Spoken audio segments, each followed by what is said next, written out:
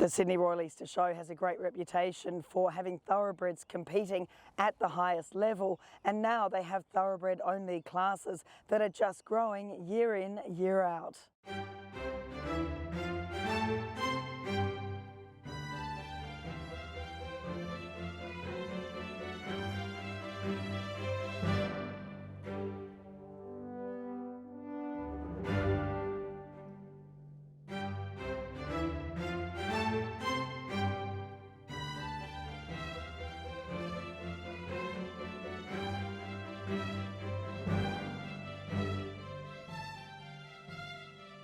Angel of Truth is well clear, and Angel of Truth makes all in the Derby. Precedence on the outside. What a great finish this is. And Bart's got one home. Precedence has got up to win. It's hot King Prawn in front. He's now a Group 1 prawn.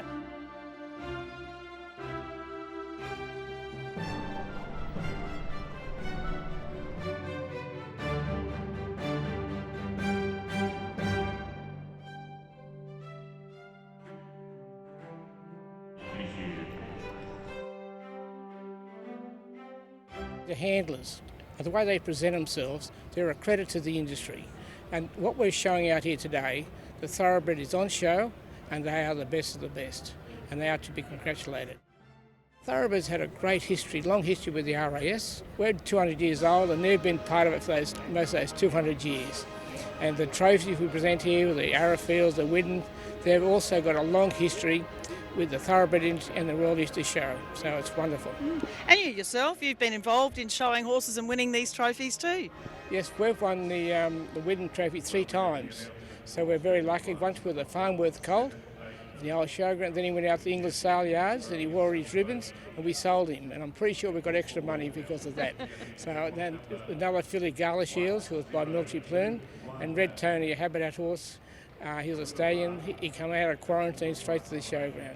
Yeah. So we've got a long history, and we really love the Easter Show and the thoroughbred part of it for the RAS. Now it's very much an off-the-track horse, isn't it? But it's really growing in interest in the equestrian world. That's what's so important, isn't it? To keep those links growing between racing and the equestrian world. That is correct, and we want to thank Racing New South Wales for their input to it. And without Racing New South Wales putting money forward for the off-the-track horses, I can see a future for it. And with the RAS and other industries, we will grow with it. The chosen one late, but Angel of Truth is well clear. Well, we had Jeff Penza judging out here today. Corey Brown had an ATC Derby winner who was showing as well. It's great that there is a tradition, isn't there, of some of the jockeys showing out here as well. Well, also George Moore, he rode in the old showground in a parent and child. When Gala Shields won her event, Ron Quinton was the judge.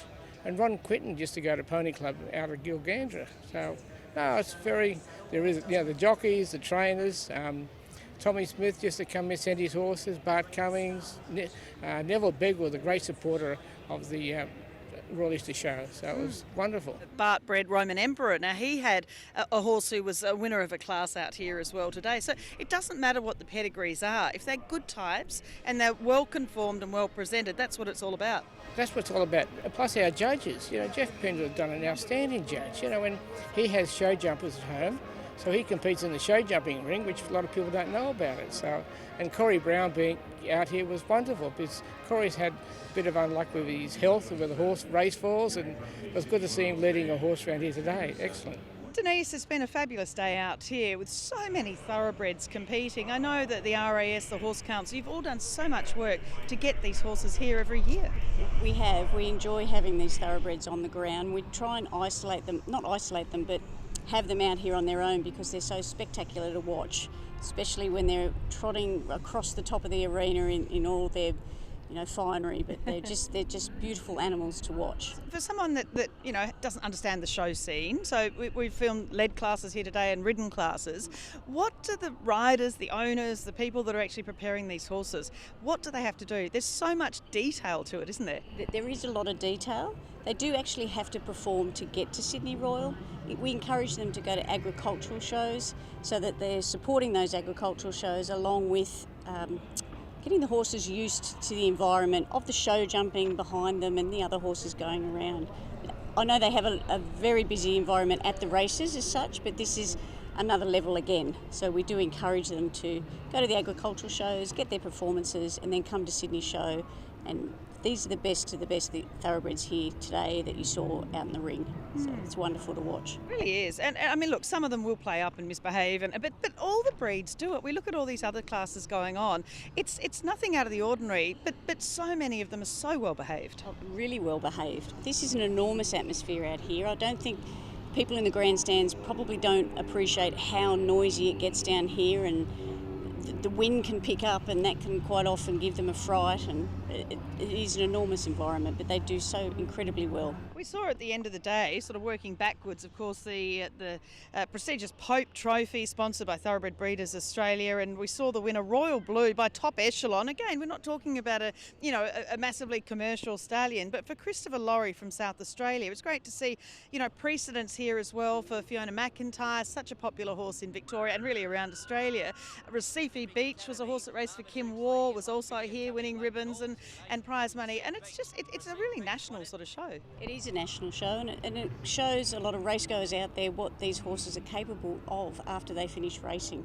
They can come here and have this, and they're spoiled so much, these show horses, which you would have seen from the way they look and everything.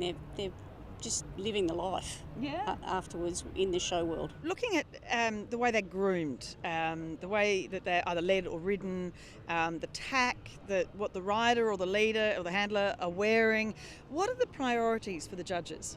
At this show here, it's the conformation and their manners and their paces. It's all about the horse. These classes are about the horse.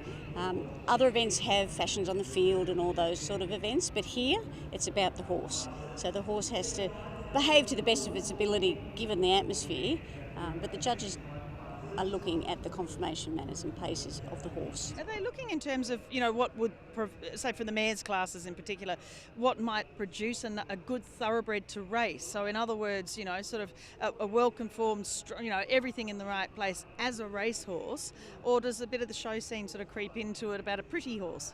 The show scene does creep into it, obviously, because that's what showing is about, is to have that full picture of the good conformation, good manners and paces, but also the looks and the presence. You would have noticed the winner, you look at him because he's just, he's got pride in himself, and he stands up there proud, and you look at him. So it is about the look as well, and how they go about their job, or their new job, so to speak. And Jeff Penza, he's a great jockey, of course we know in New South Wales, and he does brilliant show jumping. We see him with his wife Michelle do some great things. But what would he have been looking for? Because it's all new when you judge these shows coming from the racing world. It is new. I can't answer that. You'll have to ask Jeff what he was looking for. Everyone's individual, and at the end of the day, if the judge walks out of here and he's happy, that's what it's about, because that's their job. They've got to pick the one that they like. And that's for every breed that's out here. It's about, will you take that home, and would you take that horse home and feed it yourself? It is. It's so subjective. It is very subjective, and it is very based on personal opinions. And people get upset because their horse may not have won, but at the end of the day, it's that person's opinion, and there's a lot of people out there that judge. So come back and try again. So it's just personal opinion when it comes to showing.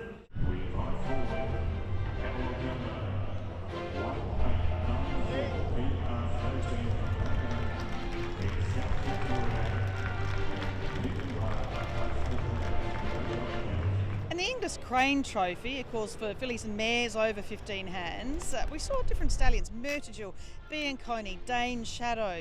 The winner was Touch the Clouds by an American sire in War Chant for Alexia Fraser. It's quite fascinating seeing Zazoo, congrats. We saw a Nom de Jeu winning a class earlier in the day, New Zealand sire. It is quite fascinating that the different sorts of pedigrees that create these horses that excel in the show ring. It is. Many years ago there was another very popular sire in the showing world. I can't remember off the top of my head, but you would see a lot of that size progeny in the show ring. So it's interesting how some are very popular and some are not so popular. And it was really good earlier to see Corey Brown out here with an ATC Derby winner, so trying to keep, obviously a youngish horse trying to keep control and do their best. And Hot King Prawn, it was really great to see Rebecca Brown of Hillview Thoroughbreds bringing out this fabulous Hong Kong galloper. She had other entries as well, and I think this is part of linking the racing world to the equestrian world when they're well-known names. Absolutely. I believe that King Prawn has a huge following, but to see him out here in the show ring, and from what I can see, I wasn't close up, but I could see he handled it very well, and no doubt that I suppose the Hong Kong racing atmosphere is another level again, so that would help him handle this sort of environment. But it's great to see all those horses come out here, because there's a story behind every horse, not just the ones that win all these races. You're trying to grow these classes. What are the plans? Have you seen the progression? Obviously COVID interfered with it a bit, but the progression of the interest in people competing in these show classes and then wanting to come to the Sydney Royal Easter Show. We would love to see a lot more horses, thoroughbred-led classes. Many, many years ago, we used to have Thoroughbred Day, where the livestock trucks would come on, park on the track, bring out all these wonderful animals. I don't know if we're able to get back to that, but we are trying to grow these classes as best we can at the moment. I hope they get back like they were in the old days, and I think in the future they will. Once now COVID's over and there's more events outside the Easter Show coming on, and more people are grabbing the thoroughbreds, so it's excellent.